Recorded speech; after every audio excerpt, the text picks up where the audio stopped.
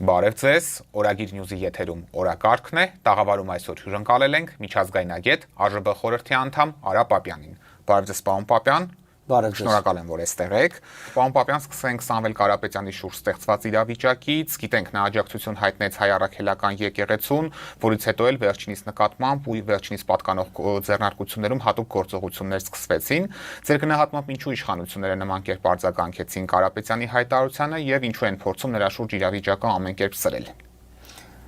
Իշխանությունների համար առաջնային խնդիրը իշխանություն պահելն է եւ ցանկացած հայտարարություն, ցանկացած գործողություն, որը կատարվում է, որից իրենք վտանգ են զգում, անցնում են հակաքայլեր եւ այդ հակաքայլերը հակաօրինական են հաճախ եւ հակասահմանադրական։ Տվյալ դեպքում ակնհայտ է քաղաքական դրդապատճառը։ Ճիշտ է, մեղադրանքը այն է, իբր ինքը հայտարարությամբ իշխանություն տապալելու բռնության կոչի արա եւ նման բաներ, որը այդպես չէ, որովհետեւ ինքը աջակցություն հայտնել եկեղեցու եւ ասել է, եթե քաղաքական ճանապարհով լուծում չլինի, ապա ոնց որ ասես կարծեմ ասա մեր ձևով թյալ ձևով։ Նկատի ունի գործարարները ինչ որ Ինչ որ ծև, նայեք, նախ առաջինը սա մեկնաբանության հարց է, երկրորդը անգամ կոչը, դա մենակ այստեղ են այդ բանը, անգամ կոչը, այսպես ասած իշխանությունը տապալելու, դա օրինական իրավունք է, դա դեռևս գործողություն չի, դուք չեք կարող մտադրության համար մարդու դատել, եթե մտադրության համար մարդկանց դատեին, բռնաբարության համար համատարած պիտի դատեին բոլորին, դա սա մյուսը, ուզում եմ հիշեցնել, որ մարդու իրավունքների հռչակագրի մեջ ամրագրված է անգամ զինված պայքարի իրավունքը իշխանության դեմ։ Այստեղ նման կոչել չկար։ Ուղղակի հարցը շատ պարզ է, որ իշխանությունը ինչու սկսեց եկեղեցու թեմ, որ հարցումները ցույց տվեցին, որ եկեղեցու վարկանիշը շատ ավելի բարձր է։ Ես կառույցի մասին եմ խոսում։ Ես չեմ խոսում անհատների մասին, որոնց շատերի թերությունների մասին մենք գիտենք եւ եկեղեցին իսկապես բարեփոխման կարիք ունի։ Բայց հասկանում ենք սա ինչի համար է արվում։ Հա, ինչի համար է, որտեղ վարկանիշը բարձր է, եթե լիներ վարկանիշը ավելի ցածր, քան ԿՊ-ի վարկանիշը, որևէ քայլ չէր ձեռնվում, այսինքն նոր են իմանում, թե ինչեր կեն կատարվում եկեղեցի ներսում, ակնհայտ է, չէ, որ սա քաղաքական դրդապատճառ կամ ինչ է նշանակում փակել են տալիս Սամվել Կարապետյանի տարբեր ձեռնարկություններ։ Նշանակումը պետությունը պիտի ինչ որ չափով պակաս հարկ ստանա, որտեղ եկամուտը պակասում է, եկամտահարկ եւ մարդիկ զրկվելու են աշխատանքներից։ Սա հենց քաղաքական հալածանք է կոչվում, որը բոլորովին ընդունելի չի այսպես կոչված դեմոկրատիայի բաստիոնի համար, ինչպես Նիկոլ Փաշինյանն է կոչում, սա պարզապես քաղաքական հալածանք է։ Օրինակ, այս ամենից հետո Փաշինյանը կարող է հայտարարել, որ ինքը իրավապահ համակարգի գործունեությանը չի միջամտում։ Ինքը կհայտարարի, որտեղ ինքը ինչ ուզում է հայտարարում է, լրիվ իրար ամերժ բաներ, բայց սա ակնհայտ է, որ այստեղ Հայաստանում արդեն նոր չէ, վաղուց տեղի ունեցան իշխանության միջոցով պետության զավթում, այսինքն մարդիկ եկել են իշխանության եւ զավթել են պետությունը։ Ես ուզում եմ դες հիշեցնել, որ Նյուրնբերգյան դատավարության ժամանակ նացիստական կուսակցության դեմ հիմնական մեղադրանքը դա հոլոկոստը չէր, այլ իշխանության զավթումն էր պետական ապարատի միջոցով, այսինքն դու եկել ես իշխանության եւ իրավապահ համակարգը քեզանով ես արել եւ դրա միջոցով ուղարկում ես սրա տունն են խուզարկում, նրա տունն են խուզարկում, դատական համակարգը, որտեղ խուզարկության համար պետքա լինի դատական որոշում։ Ակնհայտ է, չէ՞ որ այդ դատարանը անկախ չի գործել, որովհետև ինչ էին ման գալիս այդ հայտարարությունից, զենք զինամթերք էին ման գալիս, ես գիտեմ իմ տունել են եկել խուզարկել, բնականաբար դա այդ ձև բաներ հիմա նկատի չունեմ, այլ տարբեր առիթներով էլի, բայց սա ճշմարտ միջոց է մարդկանց նկատմամբ։ Կրկնում եմ, մարդիկ ազատորեն իրավունք պիտի ունեն արտահայտվել։ Ես դրա կողմն եմ, անգամ եթե չեմ ընդունում շատ մարդկանց դիրքորոշումը, իրենց քաղաքական հայացքները եւ այլն։ Եվ նաեւ մյուսներին վախեցնելը, որով կհամարձակվի հետագայում խոսել, նման ճակատագրի կար։ Իհարկե, հիմա պատկերացնում եք, չէ՞, ասենք միջին քաղաքացին նայում է, ասում է, դե եթե Սամվել Կարապետյանի հետևից մարդ են ուղարկում, ուզում են բռնխանութներ են փակում, իսկ դա եղել է։ Պարզապես այդ փոքր բիզնեսները եւ մենք գիտենք մեր համախոհների առումով գիտենք։ Ես իմ հարազատների հարցում գիտեմ, իմ բոլոր հարազատների բիզնեսները անընդհատ նույն վիճակի մեջ են, այսինքն եղել եւ բանը, դա ճշմարտ միջոց է։ Այսինքն օրենքի ձևական կիրառմամբ քաղաքական հալածանք աներ։ Պինոչետն էր ասում դեռևս, որ թշնամիների համար օրենքը ամբողջ խստությամբ իսկ իմ կողմնակիցների համար օրենքի արտոնյալ կարգ, այսինքն օրենքի մեկնաբանությունը, եթե գործադիր իրեն է վերապահում, ինքը միշտ չարաշահում է։ Իսկ ինչ եք կարծում, Սամվել Կարապետյանին ի վերջո կձերբակալեն, թե իշխանությունը այնուամենայնիվ կխուսափի նման քայլից, հաշվի առնելով Ռուսաստանի դիրքորոշումը, ինչպես արդեն նշեցինք, մեր հարցազրույցը տեսաձայնագրելու պահի դրությամբ Սամվել Կարապետյանին միայն մեղադրանքի առաջադրվել, սակայն դեռևս նա որևէ կարգավիճակ չունի խափանման միջոցի մասով։ Ես կարծում եմ դա փորձ կարվի, այսինքն ձերբակալման, որտեվ այնտեղ կարծեմ մինչև 72 ժամ ձերբակալություն է, դրանց ավել կալանավորում, կարգավիճակ, հիմա կարող է երկիր չբացակայելու մասին խափանման միջոց, օրինակ մենք հանրահավաք էին կազմակերպել, մեր դեմ քրեական գործ հարուցեց Նիկոլ Փաշինյանը եւ խափանման միջոց երկրից չբացակայել, դե ԱՆՏ չէ, հանրահավաքի կազմակերպման համար, որ անգամ փողոց չէինք փակել, բայց այդ ծեվա, բայց այս սրա հետևանքները ավելի վատ է լինելու Նիկոլ Փաշինյանի համար, բացատրեմ ինչու։ Ես չգիտեմ ինքը դա դիտավորյալ անում թե ակամայից է ստացվում, ինքը Սամվել Կարապետյանը բերում է քաղաքական դաշտ այս քայլերով եւ ընդհանրապես ժողովուրդները սիրում են հալածյալներին։ Հիմա այս հալածյալի լուսապսակ ինքը դնում է Սամվել Կարապետյանի գլխավերևում եւ Սամվել Կարապետյանը ուզի թե չուզի, միգուցե ինքը ուզում է, չգիտեմ, տեսնենք դեռ, միգուցե իր թիկունքում կան ուժեր, որ ուզում են, ես էլ չգիտենք։ Առաջիկա օրերը ցույց կտա, բայց հարցը հետեւյալն է։ Իրա համար ստեղծվում է մի այսպես թրիչքահարթակ քաղաքական դաշտ մտնելու, ինքը քաղաքականացվում է։ Ինքը մի մարդ էր, որը ինչքան հիշում եմ, առանձնապես քաղաքականության մեջ չկար, գոնե հանրային քաղաքականության մեջ չկար։ Բարերար, բարեգործություններ, զանազան ծրագրեր, եկեղեցուն աջակցում էր, մյուս բանը, Արցախում էր զանազան ծրագրեր իրականացնում։ Հիվանդանոց էր կառուցանում էր, նույն Ռուսաստանում էր անում եւ այլն եւ այլն։ Հիմա հասկանալի է, որ հիմա շատերը փորձում են այնպես ներկայացնել, ինքը բարեգործություններ անում, բայց չգիտեմ, իր նկարներ ուզում կպցնեն։ Լավ, հիմա այդ մարդիկ անում են, ուզում են, որ ինչ-որ հայտնի դառնա, նաև բարեգործության մղիչ ուժերից մեկն էլ նաև բարերարի անունը ձեռք բերելն է։ Դրա մեջ հիմա մարդիկ կան, կարող է ավելի համեստեն, չեն այսպես ասած մեջտեղ գալու, նա Քրկրկորյան այդպես է, նա որևէ բան չուներ, ուրիշ մարդիկ ուրիշով են, բայց համարժեք չի այս գործողությունները, այսինքն մարդը կարծիք է արտահայտում, ասում է եկեղեցու նկատմամբ հալածանքներ պիտի չլինեն այսքում, եթե շարունակվեն մենք բանով ուրի այլ տարբերակով են եւ դուք այլը մեկնաբանում եք որպես ինչ, նախ դեռ մեկնաբանելը քիչ է։ Մեկնաբանել քիչ է, մարդու իրավունքն է, այո, ամեն ձևով ժողովուրդը իրավունք ունի, ամեն միջոցի կիրառմամբ, որը ամրագրված է, կրկնում եմ, մարդու իրավունքների համընդհանուր հռչակագրի մեջ, իր խնդիր լուծի։ Գիտեք Ամերիկայում ինչի ժողովուրդը զենքի իրավունք ունի, ինչով է դա հիմնավորում եւ այդ բոլոր շարժումները, որ կան, ասում են զենք չպիտի տանք։ Իրանք ասում են հետեւյալը, եթե իշխանությունը զավթվի, պետությունը զավթվի իշխանության մի խումբ մարդկանց կողմից, բա ոնց է կարողանալու ժողովուրդը հետ ստանալ իր իշխանությունը։ Պետությունը ստացվում է զինված է, ժողովուրդը անզեն է։ Դրա համար Ամերիկայում ժողովուրդը զինված է եւ այնտեղ երբեք չի լինի, որ մի խումբ մարդիկ կարողանան գալով իշխանության պահեն իրենց ձեռքը իշխանության զավթեն։ Ի վերջո հիշենք նացիստական Գերմանիայում Ադոլֆ Հիտլերը իշխանության է եկել ընտրությունների ճանապարհով, բայց դրանից հետո ինքը զավթել է իշխանությունը, թույլ չի տվել, որ արդար ընտրություններ լինեն եւ դա պահել է։ Նույնն էլ բոլշևիկները իշխանության են եկել այսպես ասած քվեարկությամբ, ու զավթելուց հետո դա կազմակերպվել է։ Ես օրինակ 60-70-ականներից հիշում եմ, որ առավոտ շուտ մարդիկ արթնանում էին, հավաքում էին այդ բոլոր թաղամասի քվեաթերթիկները, գնում էին եւ քվեարկում էին բոլորի անունից։ Հիմա ստացվում էր ձևականորեն բոլշևիկները, կոմունիստները իշխանության էին քվեարկության ճանապարհով, բայց խորքի մեջ այդ քվեարկություն չկա։ Իսկ Հայաստանում հասել ենք այդ փուլին, որ ընտրությունների միջոցով այլևս ոչինչ հնարավոր չլինի։ Հիմա մոտենում ենք դրան, իշխանությունը պիտի մի բան հասկանա։ Երբ որ աշխարհը զարգացել եկել է քվեարկության ճանապարհով իշխանափոխության գաղափարին,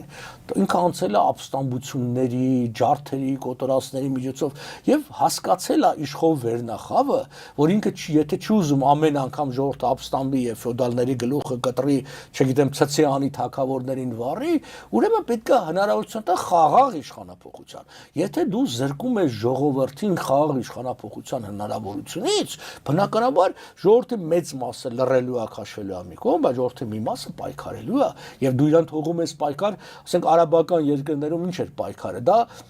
ռազմական հեղաշրջումներն էր, անընդհատ, չէ՞։ Ասենք Ասադի ընտանիքն այդ ծև եկել իշխանության, Սադամ Հուսեյնն է եկել ռազմական ճանապարհով, այդ ճանապարհով էին գալիս, կամ ավելի վաղ շրջանում, այսպես է, ժողովրդային ընդվզումի եւ ապստամբության մենք ուզում ենք այդ ճանապարհը, մենք չենք ուզում, մենք ասում ենք խաղաղ չէ, բայց իշխանությունը պետք է այդ հնարավորությունը տա, եթե մարդուն կարծիք արտահայտելու համար այսպես ցկելով մեկնաբանում ես, որ նա, չգիտեմ,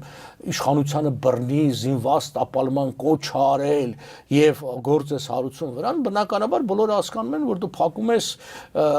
ժողովրդավար ճանապարհով երկիրում իշխանապողություն կատարելու հնարավորությունը։ Նաեւ երբ Նիկոլ Փաշինյանի տեսանկյունից ենք հարցին նայում, ակնհայտ է, որ վերջինս ու իրեն կից շրջանակները փորձում են հակառուսական տրամադրություններ գեներացնել եւ հենց այս լույսի ներքո իրենց վարկանիշը բարձրացնել հնարավոր արտահերթ կամ հերթական ընտրություններից առաջ։ Ինչ է կարծում, սա Փաշինյանին որքանով կհաջողվի, մենակ սա բավարար կլինի իր վերընտրությունը կամ ինչ որ տարբերակով իշխանության մնալը ապահովելու համար։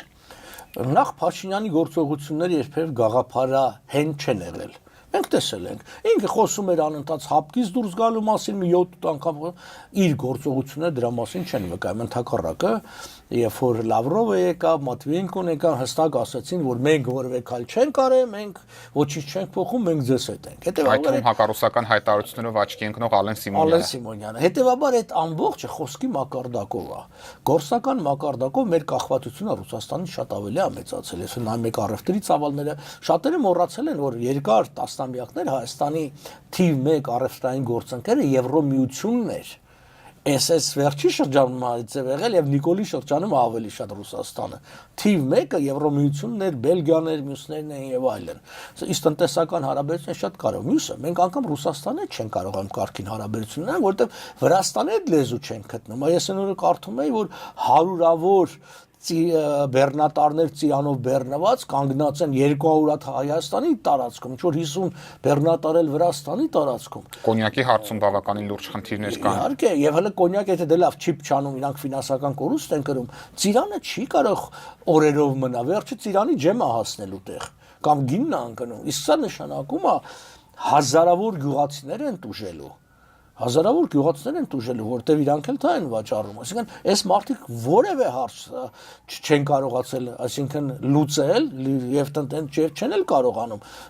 լուծել եւ չեն էլ կարողանա, իրանք ընդհանրապես պատկերացում չունեն։ Հիմա հակառուսականության շահարկումը լինելու է դա, բայց դա բավարար չի։ Միակ հնարավորությունը, որ իրանք եւ այդպես է ցայնան, դա իշխանական լծակները օգտագործելն է։ Եվ դա արվում է այս հալածանքը մարդկանց նկատմամբ։ Այսինքն մենք մի քաղաքական ուժ ենք, որ մշտական հալածանքի տակ ենք, մենք գիտենք, այսինքն մարդիկ գալիս պատմում են իրանց գլխին, իրանց զավակների, ազգականների, հաճախ այդ ազգականները հակառակ հայացքները ունեն մեր հայացքներին, բայց այդ մարդկանց հալածում են զուտ նրա համար, որ ազգական է, այսինքն, եւ այս Հայաստանը հետընթաց ապրել ժողովրդավարության մեջ, այդ հեքիաթ է, որ Հայաստանում ինչ որ բան է, եւ կոռուպցիա առումով ավելի վատ, եւ օրենքներն են ավելի վատացել, եւ ենթաօրենսդրական կարգերը եւ տուժումը ամենաաղքատ խավը սկսած այդ շրջանառու հարկի մտցնելուց հաստատագրված հարկից այդ փոքր գյուղական կրպակներից գույքը հարկի բարձրացումը եւ բոլորի վրա ամեն հարցում դեռ առաջին օրվանից իրենք եկամտահարկը համահարթեցրեցին, ինչի արդյունքում օրինակ 100,000 դրամ եւ 1 միլիոն դրամ աշխատավարձ ստացող քաղաքացիները միևնույն տոկոսադրույքով սկսեցին իսկ առաջ այդպես չէր, եղած շատ է ստանում երկրաչափական որ ամբողջ աշխարհում ընդունված էսպես է։ Մի դեպքում 23% էր, մյուսինը 36%։ Հենց այդպես է, ճիշտը դա է, այսինքն հարուստը պիտի ավելի շատ միայն ոչ միայն քանակային վճարի, այլ նաև տոկոսային, որտեղ հարուստի համար այդ տոկոսը ապրուստի խնդիր չի, հարուստի համար այդ տոկոսը թվանշան է, այսինքն իր հարստությունը կլինի 7 միլիոն թե 9 միլիոն, իր համար արդեն թվանշանն է ընդհանրապես այդ բանը, իսկ աղքատի համար դա կարևոր է, այդ 5-10 հազար դրամը, որ դու այսօր իրանից գանձում ես ավել ամսական, շատ ընտանիքների համար դա լուրջ փող է, եւ բայց ինքը խաբեությամբ եկավ, նաեւ այստեղ ուրիշ հարց եմ ես ուզում անդրադառնալ, քանի որ ընտրությունների մասին ասացինք, ինքը ձախողել է, որտեղ ինքը խաբեբայությամբ է զբաղվել, որովհետեւ իր ընտրությունների ժամանակ հնչեցած գաղափարներն ու խոստումները եւ իր իրականացնած քաղաքականությունը իրանք հակառակ են, հակոտնյա են իրարամերժ են։ Անկամ իր կառավարության ծրագիրը կետ չկա, որի շուրջ չեն տապալել, որը կատարել են։ Այդ նշանակումը ստա։ Հիմա ինքը եկեղեցականներին մեղադրում է, ասում է իրանք ուխտադրուժ են, որովհետեւ տվել են կուսակրոնության ուխտ եւ դրժել են։ Չեմ քննարկում այդ հարցը, այդ ուրիշ հարց է, դրժել են ենթադրենք։ Բա դու քանի ուխտ ես դրժե։ Քո ամբողջ ծրագիրը 21 թվականի դա ուխտ է, չէ՞, խոստումը քաղաքական ուժի խոստումը, դա մեն կոչվում է քաղաքացիական պայմանագիր։ Դու պայմանագիր ես կնքում ընտրողի հետ, ասում ես քո քվեն ինձ տուր, ես դրա դիմաց այս բանը կանեմ։ Հիմա դու անում ես լրիվ հակառակ, այդպես չի։ Քաղաքակիրթ երկրում, երբ որ այո իրավիճակը փոխում, դու պիտի փոխես, դրա համար ոնց որ ասած դիմում են հանրակրվեի եւ ժողովրդից նորից են այդ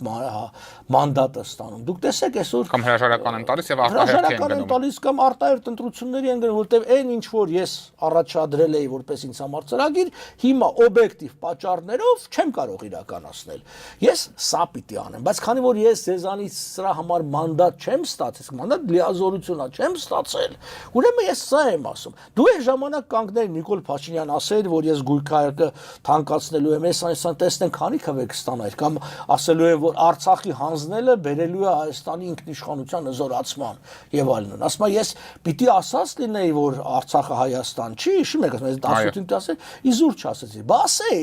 Բասեր տեսնեմ քանի քվե կստանայր 18-ին այդ բանն ասելով։ Դու եկար, այսինքն այդ խափեությունը քաղաքական խափեության ամենավատ ձևն է։ Հիմա ինքը ուզում է էլի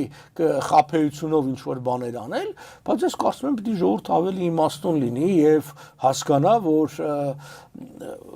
գիտեք, Սասունցի Դավիթի ազգային էպոսի մեջ մի դրվագ կա, չէ՞, որ Մսրա Մելիքին խփում ասում է, կիսում, Մսրա Մելիքը ասում է, մի հատ էլ խփի, ասում է, ոչ, ես նույն բանը չեմ կրկնում երկու անգամ։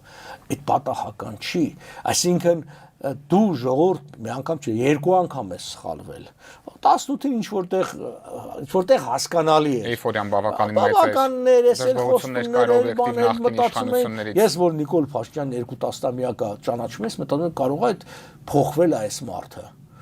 Շնեսյան երիտասարդ տարիքներին գիտեի, բայց հերթական անգամ ես հասկացա ինչ որ կա բժշկական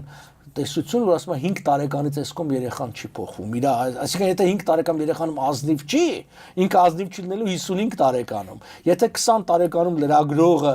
խափում է, իսկ որ Նիկոլ Փաշինյանը այդպեսին է եղել այդ բանը, 55-ում էլ է խափելու եւ այդ բաներն անելու կամ դրամաշորթությամբ զբաղվելու ինչ որ բան։ Այդ մարդը ամբողջ կյանք այդպես է եղել։ Արդեն պետական մակարդակով է դա անում։ Արդեն պետական մակարդակով, արդեն դավաճանելով, եթե ինքը ասենք դավաճանել է իր բարերարներին ժամանակին, հիմա էլ ինքը բավական այլ քաղաքական ուժերի, ինչա նույն, ես եթե ինքը ոմանք ուզում են ցույց տան այս օլիգարխիայի դեմ է պայքարում, ինչա Գրզոն ու Լֆիկ օլիգարխ չեն, բա պայքարի նրանց դեմ էլ, այսինքն որ հասկանանք արդարա չի կարելի օրենքի կամ որևէ սկզբունքի ընտրողաբար կիրառում, որը իրականացնում է ինքը։ Եվ սա հանգեցնելու է նրան, որ նորից եմ կրկնում, ինքը Սամվել Կարապետյանից սարքում է քաղաքական դեմք եւ ինքը առաջի տուժողներից մեկն է լինելու։ Ես այս համատեքստում ուզում եմ նաև անդրադառնանք ԱԱԾ տնօրեն Արմեն Աբազյանի պաշտոնանկությանը, որի պատճառը Սամվել Կարապետյանին ձերբակալելու որոշումը չկատարելն էր։ Կարող ենք փաստել, որ ուժային բլոկն այլևս Նիկոլ Փաշինյանին չի ենթարկվում ու չի կատարում նրա հրամանները, թե դեռևս վաղ է նման գնահատական տալու համար։ Սա կարելի ասել առաջին նախանշաններն է, խլրտումները եղել են վաղուց։ Դե մենք բնականաբար, ինչ ասեմ, փոքրաթիվ ազգ ենք, մեծ ժողովուրդ ենք, բայց փոքրաթիվ ենք, ունենք, մենք գիտենք իր, այսպես ասած, կողքի կանգնած մարդիկ ոնց են հոգնած եւ զզված իր այս խենթություններից, խենթմեղմ եմ ասում, ես հիստերիկ բաներից, որ այսինքն ամեն մարդիկ հասկանում են, չէ, որ այդ հրահանգները, որ տալիս է, գնացեք սրան բռնեք, հիմա հարց ես ուղղակի ասեմ, ուրեմն Սամվել Կարապետյանը ինչ որ միտք ասել, որի մեջ սպառնալիք իմ կարծիքով չկար։ Նիկոլ Փաշինյանը հստակ հիշում եք, sense կկտրենք վիզը, չգիտեմ, ԱԱՑ պատվալները կլցնեն բոլորին, բայց չի քրեական գործ չի արուցվում։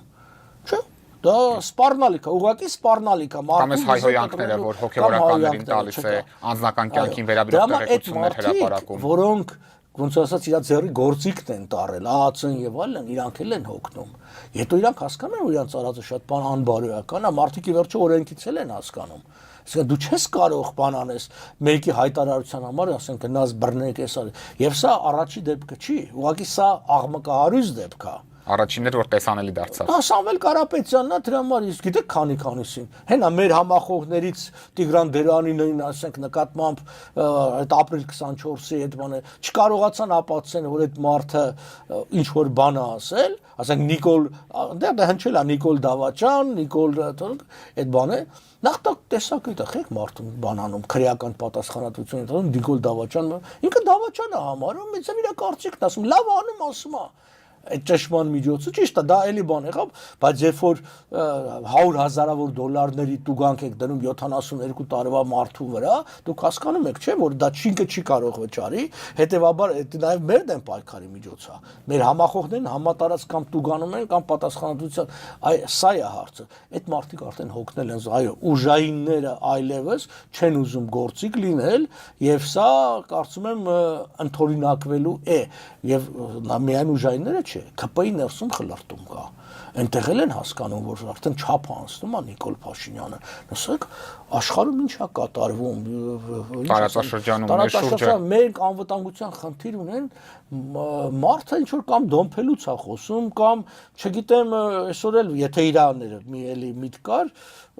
եթե իր անունից էր դրած, եթե այդպես էր, որ այո, ես հիմա էլ պիտի կանոնագիր հայոցի բառապաշարն օգտագործեմ, ինչ որ պորնկաբարոց ձեր գործողությունները, ասենք առավոտ արտանում սկսում ինչ որ այդ ձեր տպավորություններն է, որ էսի սերրապես խանգարված դեռահաս է, բանու գործ չունի խոսալու այդ կիսա սեքսուալ սեռական թեմա կառավարության մակարդակով դնում քննարկում եք թե ամուսնացած չի բանը արդեն Ալեն Փաշինյանը ուղղակի ասում արդյոք իրավունք կա սեքսով զբաղվելու թե չէ խփեր ուրիշի սեքսի քեզ ինչ է ուզում աշխարհի որևէ երկրում նման ղեկավար տեսել եք պարոն Պապյան արևմտյան երկրներում հատկապես ես չեմ տեսել այդ ձև որ այսինքն կառավարության այդ մակարդակով լրագրողական հետազոտություն լինում հա լրագրողը կար այս դրա համար է լրագրողը օրինակ բաց այն էլ գիտեք որ դեպքում որ եթե նրա անձնական կյանքը թվում նաև սեքսուալ կյանքը պետության անվտանգության հետ կապ ունի էլի Այսինքն օրինակ եղել է դեպքեր X երկրում չասեմ որ բարձվել է որ պաշտպանության նախարարը որ ամուսնացած չի հանդիպում է մի կնոջ հետ որը լուրջ կասկածներ կան որ այդ կինը X երկրի հատուկ ծառայությունների աշխատակից է եղել է սկանդալ այդ առումով տես որ դա անվտանգության հետ է ոչ թե որ ինքը սեռական հարաբերություն ունի այլ որ դրա միջոցով կարող արտահոս լինի բայց դրել եմ ասում դա արվում է լրագրողական կամ փակ իրենք այսինքն հատուկ կազմակերպ մարմինները իրանց հետազոտությունն են անում բայց տնել կառավարության մակարդակ սեղ ուրիշ խնդիր կա եւ դրա մասին մենք հայտարարել ենք որ սա արտաքին պատվեր է, որովհետև համաքրիստոնեական քաղաքական համերաշխության գաղափարը,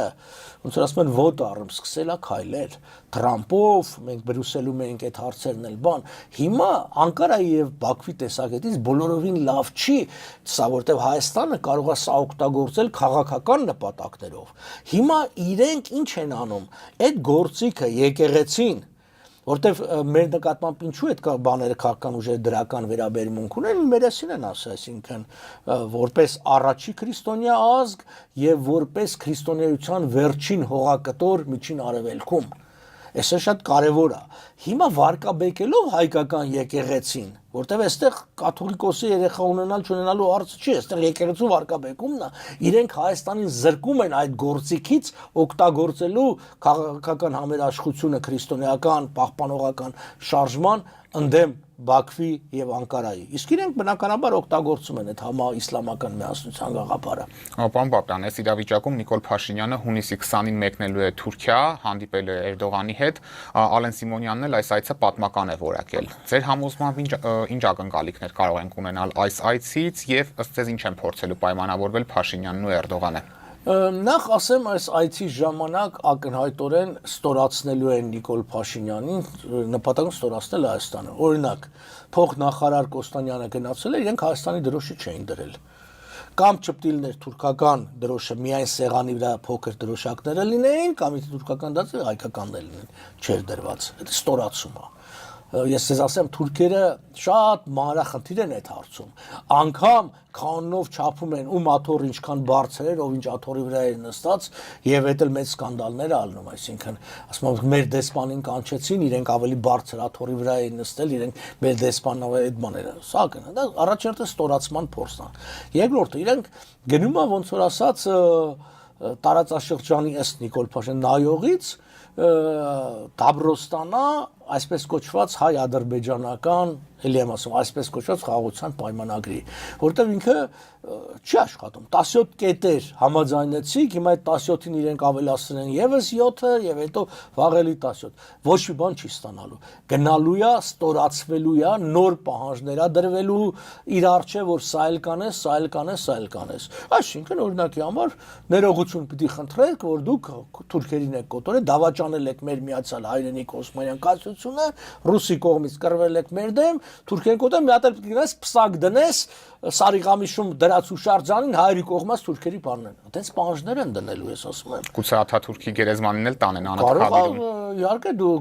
գուցե դա էլ անել տան եւ այլն։ Եվ ես չեմ կարծում, որ ինքը համարձակություն կունենա, էլ չեմ ասում, որ մանրամասները ցանկացած երկրի մանրամասը, որ դու գնում եք, դրա համար արողակարգը ամեն մանրամասն պարտավոր է հստակեցնել որ րոպեին ինչ ես անում, չգիտեմ, ում ես բանակցում, ուր ես գնում, ով ինչքան է խոսում, ինչի մասը, դա այդ ամբողջը կա, հակառակ բարակայում եւ ասեմ թուրքերը եւ ես այդ դառը փորձ ունեմ, այսինքն թուրքերը շատ խորամանկ են, անգամ նենք, այսինքն մենք բանակցել ենք, ես այդ ժամանակ Բուխարեստում էի Սևծովյան տնտեսական համագործակցության այդ կազմակերպությունը կա, որտեղ մեր շփումը թուրքերի հետ մենակ այդ բանով էր, ինչ որ տեքստ որտեղ ես առարկել եմ եւ փոփոխություններ են մցվել բանի տեքստի մեջ, հետո բերել են տեքստը ստորագրել, ես նայել եմ, բայց ես ասում եմ իմ առաջարկներն ուր են փոփոխել։ Վայ կներեք, նախավերջին տարբերակը սխալման ձեզ տվեցի։ Եթե ստացվեր։ Իհարկե, դեմ կտային, ես կստորագրեի, հետո ասում եմ ապացուցի, որ ոնց որ ասած դու տեղյակ ես եղել կամ մյուս կողմից պիտի ասես, իսկ ինչի տեղյակ չէիր Բաքո։ Նիկոլենք չեն հասկանում այս բաները։ Եվ գիտես ինչքան ժպտում էին իմ երեսին, ինչ եղբայրական հարաբերություններ, բայց դա չի նշանակում որ բաները։ Թուրքական նեն քաղաքականը դե փորձ ունեն ասետները շփվելու։ Ես ՆԱՏՕ-ի պատվիրակությանը տեղել եմ Անկարայում, այո, մեզ տարան բանի գերեզմանին եւ բոլորին պսակ դնելու։ Ես հրաժարվեցի։ Գիտեք ինձ ինչ ասեցին։ Ասեն դու բա չես վախենում որ քո սենյակից թմրանյութ կգտնենք հյուրանոցի, ասի ինչ ուզում եք արեք, ես չեմ դնի ու չդրեցի։ Եվ եթե ինչ չպաշտպանեին բրիտանացիներն ու ամերիկացիները այդ կազմը, որտեղ ես իրանց գործ ասամ չով Կլաուս Նաուման, որը 4 աստղանի գեներալ ՆԱՏՕ-ի, ինձ է ձվել Կլաուս Նաումանը ասեց, երբ որ հետո մենք վիրուսեր հանդիպեց, ասեց դու գիտես չէ որ մեր հետ չլներ, քեզ կտոր էին անել, ասի ես գիտեի, բայց քանի որ ես ձեր հետ էի, ինձ կտոր չարեցին, այսինքն ես ՆԱՏՕ-ի պաշտոնական կավատիրացան։ Հիմա Նիկոլ Փաշինյան այս մանրամասները բանարը, որտեվ ինքը հավաքել է մարդկանց իր շուրջը, ես գիտեք փողոցում քայլելուց ինչքան պրոֆեսիոնալ լավ դիվանագետների եմ տեսնում, ագա երբ որ հարցնում ենք ինչ ենք անում, նրանցից համարյա որևէ մեկը չկա արտգործնախարարություն։ Պրոֆեսիոնալ դիվանագետները 21 թվականից հետո լքեցին արտաքին գործերի նախարարությունը։ Այո, եւ իր կողքը։ Ինքը վատ լավ իր կողք ուներ արտաքին տնտեսական հարցերով խորհրդական, արտաքին քաղաքական հարցերով խորհրդական եւ արտաքին հարցերով օգնական։ Հիմա այդ երեք տեղերը թափուր են։ Հիմա եթե հարստանք, այսինքն ով է իր կողքը, իր հետ միասին որոշում բանը, այսինքն քաղաքականությունը, բանը Միրզոյանը։ Միրզոյան նախ ինքը առանձնապես բան չի հասկանում, այս այդ Միրզոյանը այդ կամքի տեր մարդը չի, որ իր առաջարկը բանն է։ Գիտեք, ես երկար ժամանակ աշխատել եմ եւ իր բոլոր թերություններով հանդերձ, որ բանը մեր ժամանակ կար կոլեգիա։ Ես էլ կոլեգիայի անդամ էի որպես խոսնակ։ Մենք նստում էինք, քննարկում ենք եւ ձեզ ասեմ, այն քննարկումները, այն գորգռոցը, այն իրար մեղադրանքը, որ տեղեր ունենում այդտեղ, դա լուրջ քննարկում էր։ Բայց հետո որոշում ենք կայացնում եւ այսպես էր սկզբունքը։ Եթե ընդունեցինք որոշումը, բոլորիս համար միասնական է, ոնց ասած ներքին խոսակցությունը մնում է եւ մենք կատարում ենք։ Մինչեւ որոշումը կար բանավեճ, առողջ պրոցեսներ։ Այո, բանավեճ եւ պիտի ասեմ նախագահական ուշադրություն էր դարձնում առաջ։ Այս ձև էր հարց, այսինքն արտգործ նախարարությունը տեսակետ էր ներկայացնում, այդ երբեմն լինում էր, ասում են մեզ տարբերակներ տվեք։ Առաջի, երկրորդ, երրորդ, եթե սա չեղավ, ուրիշ ինչ ենք անում։ Այսինքն ինչ-որ համերաշխություն կար, ինչ-որ գործունեություն կար եւ այլն, ինչ-որ մարդիկ քո բան են։ Հիմա հակառակն է տեղի ունենում, այսինքն որոշումը կայացվում է ոչ թե այդ տեսակետների հիման վրա, այլ Նիկոլ Փաշինյանը, ասենք, այդ օրը տենց հարթնացել, ինքը ասում է, այսպես պիտի անեք, դրեք հիմնավորեք։ Հիմա այդ ԱԱՑ-ի, այսինքն այդ չկատարել են դանով է պայմանավորված, այդ մարդկանցից չեն հարցնում, որ օրինակ դուք այդ հարցի մասնագետն եք, կամ մյուս հարցը, արդյոք գործ հարուցելը, ձերբակալելը լավ է թե վատ է իշխանության համար։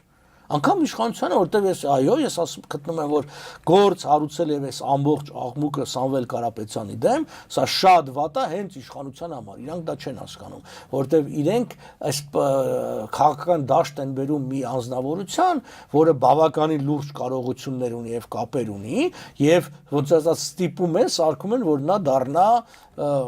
այսպես ասենք, անդիմության մի թևի առաջնորդը։ Պարոն Պապյան, Փաշինյանի այցը Թուրքիա տեղի ունենալու հունիսի 20-ին, ես հիշեցնեմ, սա այն օրն էր, երբ 2021 թվականին ինքը վերարտադրեց իր իշխանությունը։ Եվ հաշվի առնելով այն հանգամանքը, որ հրավերը թուրքական կողմից է եղել, մենք այս օրվա ընտրությունն էլ կարող ենք որպես ստորացման նշան մեկնաբանել, թե սա զուտ որպես պատահականություն է ավելի շատ։ Փորձը չէ տալիս, որ թուրքական քաղաքականության պատահականություններ չեն լինում։ Գիտեք, ես անգամ մի ժամանակ ցանկ էի բանարել, ստեղծել, որ օրը ոչինչ եւ դա բոլոր քաղաքականությունների մեջ աշխատում են բան։ Օրինակ տեսեք, մի ուրիշ օրինակ բերեմ, որ նաեւ մեր կողմից է դա կիրառվում։ Երկու օրինակ բերեմ, հետաքրքիր կլինի նաեւ բանը։ Մեկը մենք Ատոմ Էգոյանի հետ Արարատ ֆիլմի ցուցադրությունը առաջին անգամ, որ կազմակերպինց Կանադայում, դա արեցինք հոկտեմբեր 29-ին։ Թուրքիայի Հանրապետության անկախության օրը եւ բոլորը Թուրքիայի դեսպանատնից հետո եկան այդ նայելու, երբ որ մեզ ասացին, բա սա դիտավորել, ասիկ չէ, պատահական ա եղել, բայց դիտավորել բոլորը գիտեն, որ դիտավորյալ է։ Մյուսը նա էր, որ շատերը չգիտեն, որ երբ որ 65 թվականին Եղեռնի հուշարձանի կառուցման որոշումը եղել է, շատերին թվում է դա եղել է ապրիլ 24-ից հետո, ոչ, դա եղել է նախապես, որտեղ դա այսինքն այդ ցույցերը եղել են ուղղակի շիրմացած բանը, դա եղել է մարտի 16-ին, այսինքն Մոսկվայի պայմանագրի օրը 65 թվականի մարտի 16-ին Խորհրդային Հայաստանի նախարարների խորհուրդը սովետը որոշում է կայացրել Եղեռնի հուշարձանը կառուցելու վերաբերյալ եւ ես չեմ կարծում որ մարտի 16-ը պատահական էր այդ ձև շատ ալնում դա ուղերձ է դա շատ կարևոր ուղերձ է նման բաները եւ հիմա հաշվի առնելով են որ թուրքական նույն լրատվական դաշտում առնվազն քննարկում այն որ Նիկոլ Փաշինյանին պետքա պաշտպանել ամեն գնով եւ անգամ թուրքական սպեցնազը պիտի չգիտեմ այդ հատուկ ժողովրդային նրա անվտանգությունն ապահովեն որտեվ անգամ ԱԱՑ-ի վրա վստահություն չունեն տես այլ դրանից ցուցանիշներից մեկն է որտեվ Նիկոլ Փաշինյանը թուրքական տեսանկյունից աստծո պարգև է Այսինքն այն ինչ որ անում է ինքը դա իրանք երբեք չեն կարող երազել։ Էլ նմանն էլ չի լինելու։ Էլ նմանն չի լինելու։ Հաստատ իրանք գիտեն չի։ Դա մենք ամեն ինչ անում ենք։ Դա համար ես կարծում պատահական չի։ Ամսի 29-ը տեղ կանչելը եւ իրենից կորզելու այն լրացուցիչ բաներ, բայց միևնույնն է այդ վերջնական այսպես խաղաղության պայմանագիրը չի լինի, որտեղ այստեղ մի անգամ էլ ասեմ, խաղաղության պայմանագիրը եւ խաղաղությունը երկու տարբեր բաներ են։ Նիկոլ Փաշինյանը փորձում է ժողովրդին խափի, այսպես ուտացնի այդ գաղափարը, այ տեսեք որ խաղաղության պայմանագիրը մենք ստորագրենք, չգիտեմ, եղբայրություն կլինի, խաղաղություն կլինի,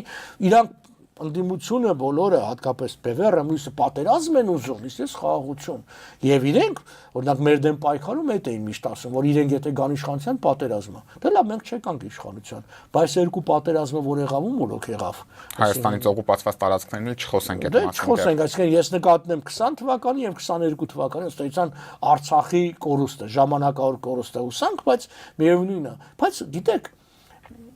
մի սովետական ֆիլմ կար Ռուսեն կոչվում է Սլատկը Սլովը Սվաբոդա, այդ քաղցր բառը ազատություն։ Չիլիի կոմունիստների մասիներ եւ այլն, կան քաղցր բառեր։ այդ քաղցր բառը խաղաղություն ինքը այդ օգտագործումը բառեր կան, որոնց շորտին լավ ես կարողանում խափես։ Էմոցիաների վրա են խաղում մարդկանց։ Հասկանում եք, խաղաղություն, բոլորը պատերազմ են ուզում։ Խո մենք չենք բանանելու Թուրքի դեմ կռվելու։ Այսինքն իրենք այնպես են ներկայացնում, որ իբր իրենց քաղաքականությունը բերում է խաղաղության, այնինչ իրենց քաղաքականությունը մոտեցնում է պատերազմը, որովհետև ձեր նշած այդ դիրքերը երբ որ գրավում են բարձունքները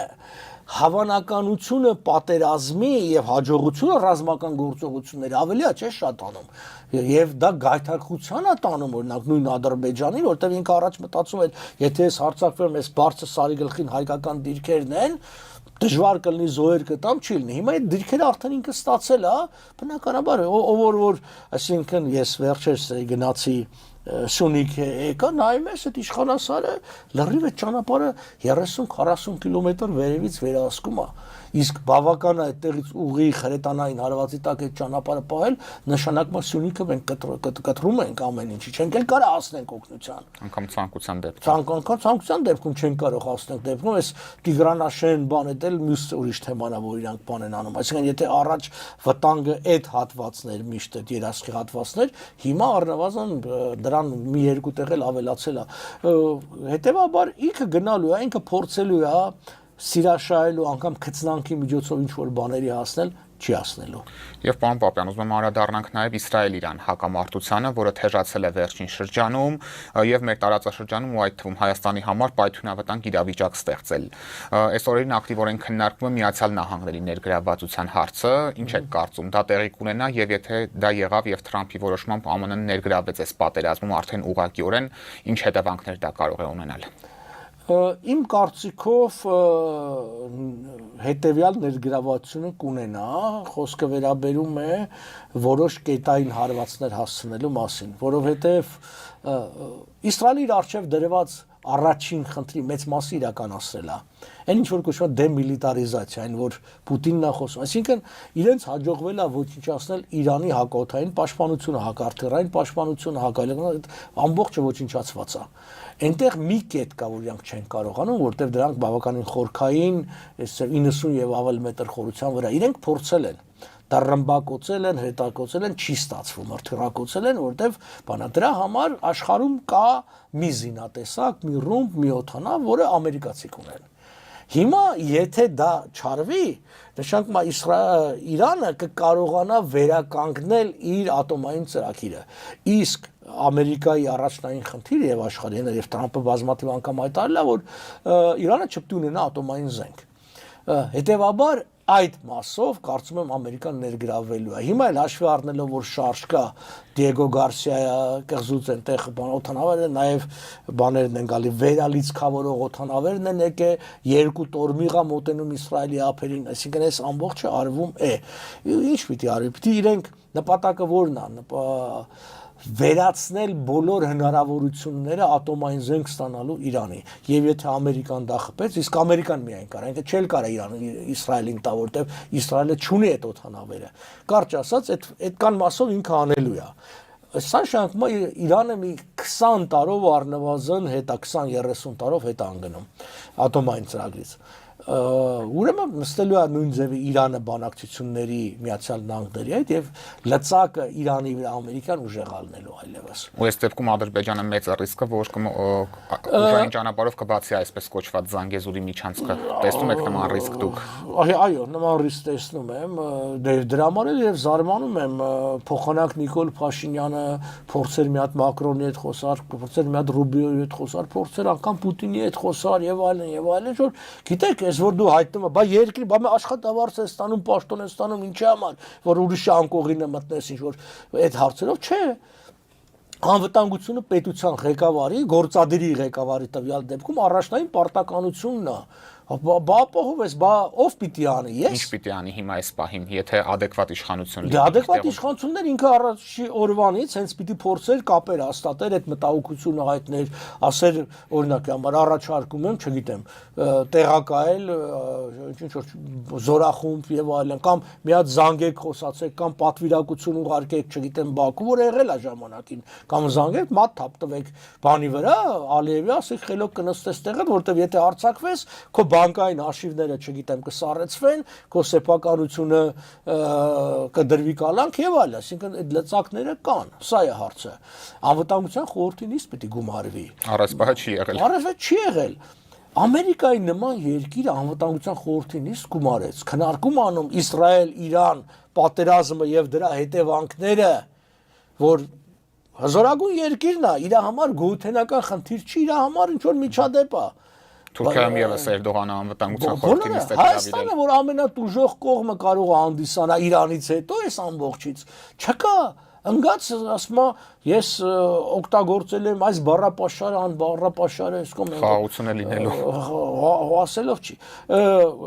դա է ավելին ասեմ դեմիլիտարիզացիան որպես առաջին խնդիր, բայց նաև երկրորդ խնդիրը կա, որը Իսրայելը գոնե ունի, դա իշխանափոխության հարցն է Իրանում, որը պիտի փորձեն։ Հիմա մենք տեսնում ենք ինչ, մենք տեսնում ենք ընդդիմության ակտիվացում, մասնավորապես Ռեզա Փեհլևի գլխավորությամբ եւ ինքը ուղղակի ուղերձով հանդես եղավ, կոչ արեց ապստամբելու եւ տապալելու։ Մենք տեսնում ենք վիճակի լուրջ ապակայունացում Իրանի ներսում։ Մենք տեսնում ենք արդեն Իսրայելի կողմից նավթա հանքերի եւ զտարանների արդյունքն նաեւ տնտեսական բաղադրիչի թույլատումն է գնում Իրանի, որը հանգեցնում է եւս էր ակտիվացել։ Քրդերը, այո, քրդական գործոնը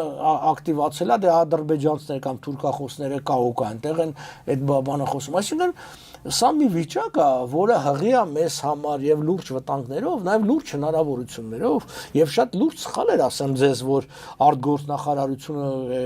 որտեղ Նիկոլ Փաշինյանն էր այդպես հանդես եկավ, նման ոչ հավասարակշիռ միակողմ հայտարարությամբ, ասենք ասել, մենք դատապարտում ենք Իսրայելին, Էսպանիայի համար եւ այլն, քեզ ով էր խնդրում դատապարտես կամ չդատապարտես, դու կոչ արա խաղաղության, խնդրի ես լուծման, միջազգային իրավունք եւ այլն եւ այլն։ Առավել է, որ այդտեղ որ այս կոնֆլիկտում Իրանը հաղթելու շանս չունի պարզապես։ Շանս չունի, ինքը չի կարող հաղթի։ Արդեն պարտվել է, ոչ թե ինքը արդեն պարտվել է, որտեղ այն խնդիրները ինչ որ դրած էր առաջներին, արդեն լուծվել է, չկա այլևս այդ ամբողջը։ Բաներ չկա։ Հիմա 24 հոգի իսրայելցի է սպանել, բոլորը քաղաքացիական անձիկ։ Մի հատ նայեք իր կորուստների չափն ու բանը եւ մի քանի շենք այնտեղ հիմնական կորուստը Իսրայելի տնտեսական առումով մի հատ զտարան կար, դա է, այսպես ռմբակոծվել, էլ ասենք նորոգման ենթակա է, բայց երկու տարբերություն կա, էլի, իրանական նավթի եւ իսրայելական նավթի։ Իսրայելական նավթ դա ներմուծող նավթի մշակող սեփական շուկայի համար է։ Դա կարող է հանգեցնի որոշակի խափանումներ, ասենք, մատակարարման, բայց հաշվի առնելով որ պայեսները կան, բաները կան, հիմա մի հատ հեղուկանավ կկայնի ափին այդտեղից սպան կանեն եւ հեշտ վերականգնելի է։ Հեշտ վերականգնելի է։ Իրանի պարագայում դա եկամուտի հիմնական աղբյուրն է, այսինքն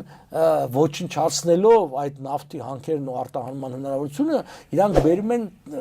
տնտեսական խնդիրների։ Գիտեք, ով որ եղել է Թեհրանում, ինքը տեսած կլինի, այնտեղ որ փուրերը կան, միշտ այդ փուրերը դիմաց է, այսպես պարկերով ալուրն է շարած, միշտ դրած է։ Երբ որ ասում ես ինչի, օրինակ, ստեղ հիմա եղանակից ավելի ժողովրդին համոզելու, որ հացը կա, ալուրը կա, դա հրահանգ է, որ ամեն մի փուր պիտի ցուցադրական, այսպես ալուրները, որ ժողովուրդը տեսնի, որ վախ չկա, ինքը կուշտ է լինելու։ Իսկ կշտություն հիմնական հացն է, այսինքն աղքատ ժողովուրդների համար։ Հա, այդ բանը։ Հիմա դու պատկերացրեք մի վիճակ, որ խափանում է տեղի ունենում, որտեղ ցավոք սրտ, դա էլ զարմանալի է, բայց Իրանը ինքնաբավ չի սնունդով, ինքը հսկայական սնունդ է ներմուծում։ Հիմա ճանապարհները, այսինքն փակվեն։ Հիմա ինքը նաև Ռուսաստանից էր ներմուծում։ Այստեղ խնդիրը հետևյալն է, շատ բան գալիս է Ադրբեջանի վրայով, մի մասը գալիս է Աստրախան Էնզելին, բայց շատ բան գալիս է Ադրբեջանի վրայով, այդ մեծ բեռնատարներով։ Այստեղ հարցն է, սա ադրբեջանական լծակ է Իրանի վրա։ Ինչա Իրանը իրեն այսպես զուս պահում Ադրբեջանի նկատմամբ, որտեղ եթե Ադրբեջանը այդ ճանապարհը փակեց, ինքը առնվազն ալյուր եւ ձեթ, որը շատ Ռուսաստանից է ներմուծում, չի ստանալու։ Իսկ Հայաստանի եւ Վրաստանի տարածքով չի կարող դա անել։ Դե խնդիրն է նա, որ այդ լարսի մենք տեսնում ենք այդ նախ Վրաստան-Ռուսաստան վիճակն, ասեն Վրաստանը արդյոք կհամաձայնի, որ Ռուսաստանը իր տարածքով ինչ որ բան ծախի։ Վրաստանը դեմ է դրան, մեկ տեխնիկապես դա ավելի բարդ է, որովհետև այդ ճանապարհները ավելի խնդիր են առաջացնում, հետո ավելի երկար է, ավելի լեռնային է ճանապարհը, իրենք Կասպից ծովի ափով այսպես գալիս էին, մինչև ադրբեջանական աստարը, հետո բան։ Իրանը անգամ այդ երկաթուղ հարցը կա, որը դեռևս ավարտված չի, բայց եթե Իրանի մտքին լիներ, ինքը վաղուց դա կավարտեր այդ ճանապարհը։ Ինքը ամեն ինչ անում էր, որպեսզի հայկական տարբերակը ինչ-որ ձևով գործի, բայց հայկական տարբերակն էլ չկարողացան ինչ-որ մի բան անընդհատ խոսացի եւ նախկին իշխանություններն էին խոսում Զանգեզուրի վրայով երկաթուղի կառուցելու, այս նոր իշխանությունն էլ ասում էր ես լեզու գտնեմ Ադրբեջանի հետ Նախիջևանի երկաթ, դե թող բացեն Նախիջևանի երկաթուղին, ինչի չեն բացում։ Ոչ մի բան էլ բացած չի։ Ստացվում է այդ նոյեմբեր 9-ի փաստաթուղթը, որով ինչ զիջումներ մենք պիտի տայինք արեցինք, այդ թվում նաև տարածքային, ասկան մենք ավելի շատ տարածք թղթով զիջեցինք, քան իրանք զենքով գրավեցին։ Ոչինչ չստացանք, անգամ ռազմագերիներին չստացանք։ Շարունակեցինք կորցնել դրանից հետո։ Դրանից էլ շարունակեցին կորցնել, այլ ձախողման ցուցանիշ է եւ հենց լկտիության անբացատրելի մակարդակը դա է, որ այս բոլոր կորուստներից ու ձախողումներից հետո դեռևս կանգնում է իշխանությունը ինչ որ հաջողություններից է խոսում։ Պարոն Պապյան, շնորհակալ եմ հետաքրքիր զրույցի համար։ Խնդրեմ։ Օրակարգն այսօր այսպիսին էր, այն ամփոփեցինք միջազգայնագետ ԱԺԲ խորհրդի անդամ Արա Պապյանի հետ։ Կհանդիպենք։